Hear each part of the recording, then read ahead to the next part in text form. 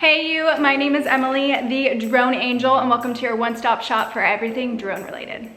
Today I'm going to be talking about the rule of thirds and how it applies to drones. But before we get started, please take a moment and hit the subscribe button so you're notified when new videos go up. And with that being said, let's go on a little adventure.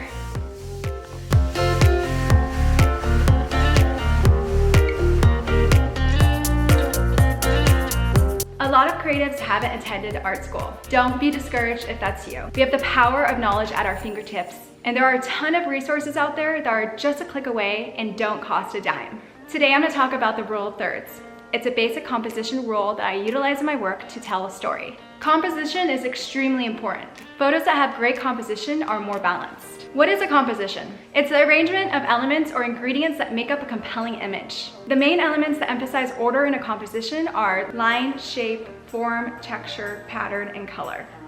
If you're familiar with photography and video basics, then you probably know the rule of thirds is a guideline followed by content creators to create a compelling composition.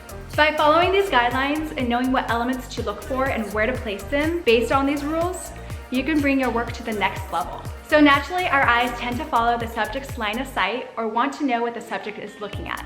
Placing a subject or the main object of interest in the center of the image is very static and doesn't create a very comfortable resting place for your eye. By having the subject off-center, the background is seen more, and there is an opportunity there to tell more of a story. With the rule of thirds, there are 9 equal blocks that you can divide each frame up into with 4 intersecting points. Placing your subject on one of these points creates a more compelling image or video. You can see what I mean here when I place the subject on the intersecting point. Your eyes go to her first and then to the background, which adds more context to this photo. Now, what does this have to do with droning? Whether you're capturing content on ground or in the air, it doesn't matter. The same golden rules apply. In fact, you have the advantage of taking your work to new heights, literally, and seeing this rule from this bird's eye perspective. First, I'll talk about how to identify the rule of thirds while you're up in the air, and then I'll discuss how to view it in post in Photoshop with work you currently have. That way, if you're stuck at home, you'll have something to still work on. I recommend flying somewhere that you enjoy visiting. What are your hobbies? Do you like to hike? Fly at a hiking spot. Do you like to camp? Maybe fly by your campsite. For me, I'm always drawn to the beach. I find that there are a lot of interesting elements that I can really show off in my images. You can shoot in a big open field, but I highly suggest having a subject or object to anchor the image utilizing the rule of thirds. Once you identify that spot, get ready for takeoff. Go through your pre-flight checklist, start your drone up, and fly up. When you're up in the air, click the camera settings button. It's the 3 sliders under the exposure button. Then click on the gear icon at the top of the screen. Scroll down and click on grid to view grid lines on your screen. Now it's time to line it up. Remember that with the rule of thirds, an image is divided into thirds, both horizontally and vertically, with the main object of interest being at one of those intersecting points. With the rule of thirds in mind, place the subject or object of interest at the intersection of one of those grid lines. As you can see, I placed myself on one of these intersecting points, and I'm facing a certain direction. It makes the viewers ask questions like, what am I looking at? Thus adding context to the clip.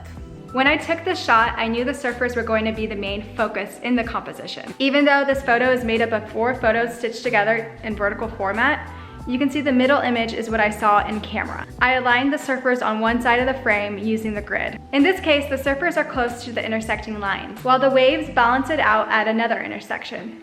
While keeping my drone in the same spot in the air, I then pan down and up, taking multiple images of the same setting, so then I could take those images into Photoshop and create one cohesive photo, all while utilizing the rule of thirds. If you create a lot of vertical panels like me, then you have to apply the rule of thirds to the part of the image that includes the subject, since they are the main object of interest. The elements surrounding the subject are just an added extra bonus. When I'm looking at a scene through my drone, I'm looking for elements that will add to the storyline of the photo or video. Then I move my drone back to show off those elements, all while keeping my subject at the intersecting line, utilizing the rule of thirds. Curves, depth of field, texture, and color are some of the elements that I look for.